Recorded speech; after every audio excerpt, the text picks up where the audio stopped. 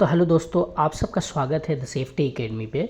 आज हम lifting rigging की एक बहुत ही इम्पॉर्टेंट लॉजिक को समझेंगे जिसे रिगिंग कैपेसिटी रिडक्शन कहा जाता है।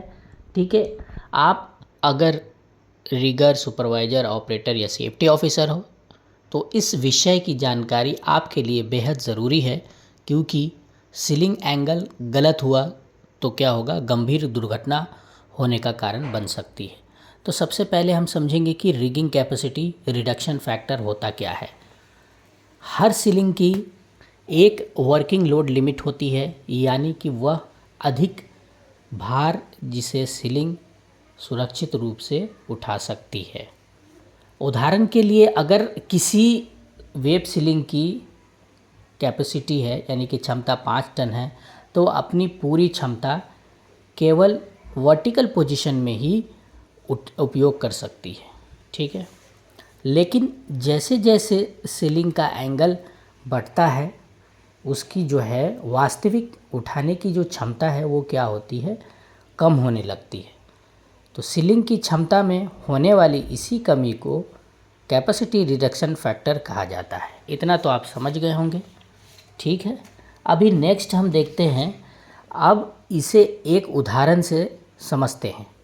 मान लीजिए आपके पास 10 टन का यानी 10 टन का सीलिंग है, वेब सीलिंग है, चैन सीलिंग है।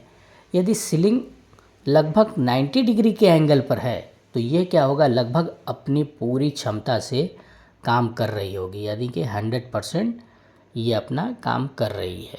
यदि सीलिंग का एंगल 60% यानी कि 60 डिग्री हो जाता है तो क्या होगा, इसकी जो लिफ्टिंग कैपेसिटी है कम हो जाती है।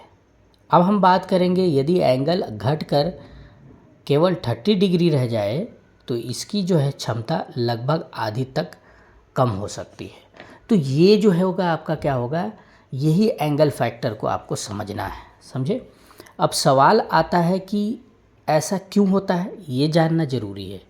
जब सीलिंग का एंगल छोटा होता है तो लोड का क्या होता है, दबाव सीलिंग पर अधिक पड़ता है। जितना एंगल कम होगा सीलिंग में, उतना ही अधिक टेंशन पैदा होता है, यानी कि दबाव पैदा होता है। अगर जब टेंशन बढ़ता है तो सीलिंग क्या हो सकता है, फेलियर हो सकता है। ठीक है, और दुर्घटना होने का पूरा चांस होता है। इसलिए किसी भी लिफ्टिंग ऑपरेशन में क्या करना चाहिए, उसे स्टार्ट करने से पहले सीलिंग एंगल को सबसे पहले चेक करना पड़ता है। ठीक है, ये बहुत ज़रूरी है। इसलिए किसी भी लिफ्टिंग ऑपरेशन में आपको पहले ये चीज़ें देखना ज़रूरी है। तो चलिए इसे फ्यूचर के लिए तो इसे हम समझते हैं। पहले क्या करते हैं, हम इसे फॉर्मूला के माध्यम से हमें समझना बहुत ज़रूरी है। तो सबसे पहले इसका फॉर्मूला क्या होता है, actual capacity is equal to बराबर सीलिंग यानी कि WLL work load limit into reduction factor, ये इसका फॉर्मूला होता है। ठीक है, अभी हम नेक्स्ट देखते हैं हर एक एग्जाम्पल के माध्यम से। एग्जाम्पल के माध्यम में आपका जो फर्स्ट एग्जाम्पल जो है वो आपका पहला एग्जाम्पल से हम देखेंगे। 90 डिग्री एंगल पे कोई सीलिंग है, तो सीलिंग कैपेसिटी मान लीजिए 10 टन का आपका एक सीलिंग है कैपेसिटी, और उसमें क्या है 10 टन के कैपेसिटी है और 90 डिग्री एंगल है, तो उसमें रिडक्शन फैक्टर क्या होता है, 1 होता है। तो अब फॉर्मूला के हिसाब से अगर हम पुट करेंगे, 90 डिग्री का कोई सीलिंग है अगर काम कर रहा है, तो actual capacity is equal to 10 into 1। तो 10 इंटू 1 इज इक्वल टू हमारा कितना हो गया, 10। तो यानी कि 90 डिग्री पे जो सीलिंग हम काम करेंगे वो हमारा जो होगा क्या होगा, 10 टन कैपेसिटी बनेगा।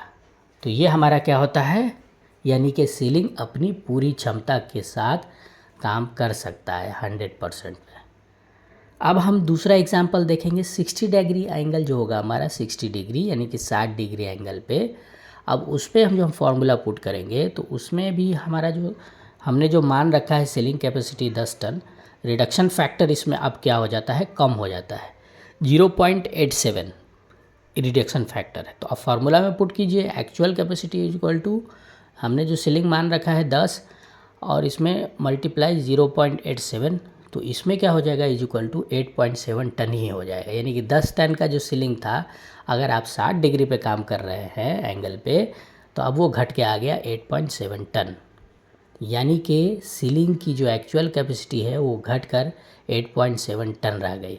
तो यही एंगल फैक्टर को समझना है। अब चलिए नेक्स्ट बढ़ते हैं एग्जाम्पल 3 में। एग्जाम्पल 3 में क्या है आपका 30 डिग्री एंगल। मान लीजिए कि अब हम वही सीलिंग 10 टन के जो सीलिंग है हमारे पास, उसी सीलिंग से अगर हम 30 डिग्री एंगल पर काम करते हैं तो क्या होगा। तो सीलिंग जो है आपका रिडक्शन फैक्टर इसमें क्या हो जाता है 0.50, यानी कि आधा हो गया। तो actual capacity is equal to formula पे पुट करेंगे 10 हमने टन मान रखा था सीलिंग इंटू 0.50, तो हमारा क्या हो गया 5 टन कैपेसिटी बनेगा 30 डिग्री एंगल पे। तो यहाँ पे क्या हो गया, आपका 10 टन का सीलिंग था, आपने एंगल 30 डिग्री पे काम किया तो 5 टन हो गया, यानी आधा हो गया, यानी कि एंगल 30 डिग्री में सीलिंग की क्षमता आधी रह गई। तो ये चीज़ें जानना बहुत ज़रूरी है दोस्तों। तो दोस्तों याद रखें, जितना छोटा सीलिंग, ठीक है, सीलिंग एंगल, उतनी अधिक टेंशन होगी और उतनी ही कम सेफ लिफ्टिंग कैपेसिटी होगी। तो आई होप, आशा करता हूँ कि आपको एंगल फैक्टर समझ में आया होगा। तो आप सभी लोग जो भी हैं प्लीज़ वीडियो को शेयर कीजिए, आप द सेफ्टी एकेडमी को सब्सक्राइब कीजिए, लाइक कीजिए और सपोर्ट कीजिए। आप सबसे यही निवेदन है, विनती है, रिक्वेस्ट है। Thank you.